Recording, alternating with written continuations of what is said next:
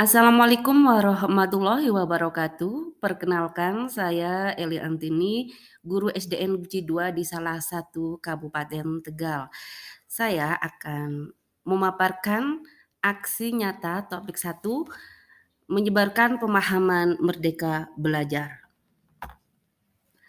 Selamat datang di dunia pendidikan yang luar biasa.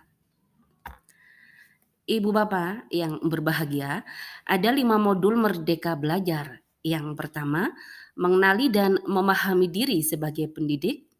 Yang kedua, mendidik dan mengajar. Yang ketiga, mendampingi murid dengan utuh dan menyeluruh. Keempat, mendidik dan melatih kecerdasan budi pekerti. Dan modul yang kelima dalam Merdeka Belajar adalah pendidikan yang mengantarkan keselamatan dan kebahagiaan. Ada 5 topik Merdeka Belajar. Yang pertama, pemahaman, gagasan, dan prinsip pendidikan berdasarkan Ki Hajar Dewantara. Yang kedua, pemahaman untuk fasilitas murid agar tumbuh sesuai kodratnya. Ketiga, penerapan pembelajaran yang memerdekakan murid. Keempat, mendidik dan melatih kecerdasan budi pekerti. Dan yang kelima, pendidikan yang mengantarkan keselamatan dan kebahagiaan.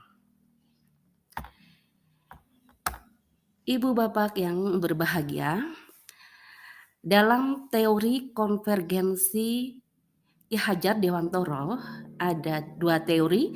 Yang pertama, teori tabula rasa, yaitu kodrat anak ibarat kertas kosong yang dapat diisi dan ditulisi oleh pendidik dengan pengetahuan dan wawasan yang diinginkan pendidik. Dan yang kedua ada teori negatif, yaitu kodrat anak sudah terisi penuh dengan berbagai macam tulisan dan coretan. Melalui pendidikan, kecakapan budi pekerti, murid akan tumbuh dan berkembang sehingga mampu mengendalikan tabiat asli dan watak biologis akan semakin tersamar dan menebalkan watak baik murid sehingga mewujudkan kepribadian dan budi pekerti yang baik. Topik 1. Mengenali dan memahami diri sebagai pendidik. Pendidik mengenali kekuatan dan kelemahan diri. Pendidik mampu mengenali karakteristik dan kebutuhan murid. Manusia merdeka adalah manusia yang bersandar pada kekuatan sendiri lahir batin. Pendidikan merupakan segala kekuatan kodrat anak agar mencapai keselamatan dan kebahagiaan yang setinggi-tingginya.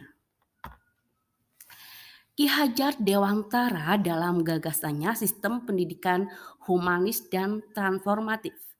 Sistem Among, Ingarso Sang Tulodo, Ingmadyo Mangunkarso, Tutwuri Handayani.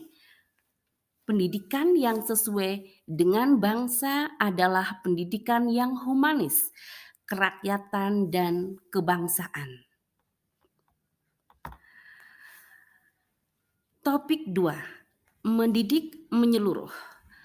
Pengajaran merupakan salah satu bagian dalam pendidik. Mengajar merupakan cara dalam mendidik. Pendidikan adalah tempat menanamkan kebudayaan yang hidup dalam masyarakat dan sebagai unsur tumbuhnya peradaban agar kebudayaan sebagai warisan kepada generasi penerus.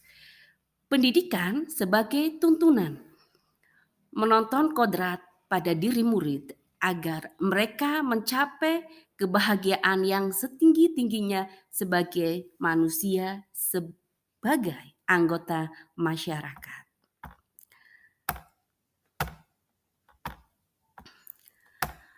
Lanjut topik ketiga. Topik 3, mendampingi murid utuh dan menyeluruh. Pendidikan dilakukan secara dinamis. Setiap anak terlahir dengan kodrat alamnya masing-masing. Pendidik perlu menyesuaikan diri dengan perkembangan zaman. Ki Hajar Dewantara dalam gagasannya kontinum, konvergen, dan konsentris. Anak mempunyai keterampilan abad 21. Yang pertama, berpikir kritis dan solutif. Yang kedua, kreatif dan inovatif. Yang ketiga, komunikatif. Dan yang keempat, kolaboratif. Ciri-ciri pembelajar sepanjang hayat.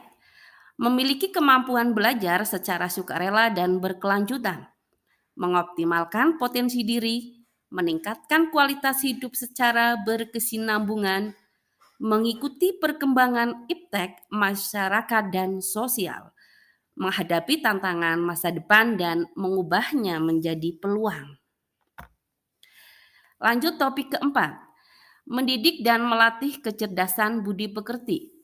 Budi pekerti atau watak hasil dari bersatunya gerak pikiran, perasaan, kehendak, kemauan, sehingga menimbulkan tenaga. Perpaduan antara cipta, rasa, dan karsa. Kognitif, afektif, dan psikomotor. Ada dua bagian budi pekerti. Satu, bagian biologis merupakan bagian yang berhubungan dengan rasa. Dua, bagian intangible, bagian yang berhubungan dengan kognitif atau berpikir menyerap pengetahuan. Topik 5, pendidikan yang mengantarkan keselamatan dan kebahagiaan. Yang pertama, pendidik tidak hanya mengajarkan, tetapi membimbing dan membantu murid mencapai pemahaman bermakna. Kedua, perspektif guru tidak selalu sama dengan perspektif murid. Ketiga, fungsi pendidikan mengantarkan peserta didik agar siap mampu mengisi zamannya. Dan pada kesimpulannya, guru bersama orang tua membantu murid untuk menemukan dan memiliki budi pekerti yang siap digunakan dalam mengembangkan rasa sosial murid di lingkungan di mana ia berada. Demikianlah pemaparan aksi nyata saya dan terima kasih.